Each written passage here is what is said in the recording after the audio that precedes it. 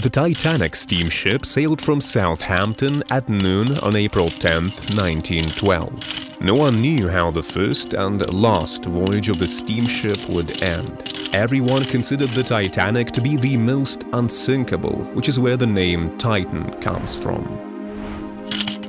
The Titanic made several stops to pick up people and provisions.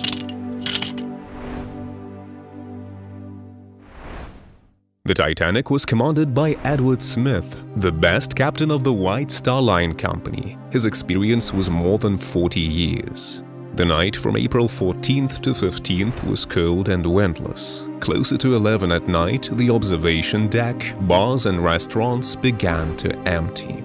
On the mast platform, there were two forward lookouts, Frederick and Reginald. The liner was sailing at a speed of slightly more than 41 km per hour. At 11:39 p.m., Fleet saw the outline of an iceberg directly ahead. He immediately notified James, who in turn notified William, who ordered the rudder to be turned as far to the left as possible. But the Titanic turned too slowly to the left. At first, the iceberg did not hit the ship from the front, but the right side of the Titanic hit the bottom of the iceberg. At about 11:49 p.m., the liner stopped completely and began to drift along the Labrador Current. All cargo compartments were flooded. The water began to come faster and faster. It was reported that the Titanic would be able to stay on the water for a maximum of an hour and a half. The first-class cabins began to flood with water. Its level rose quickly.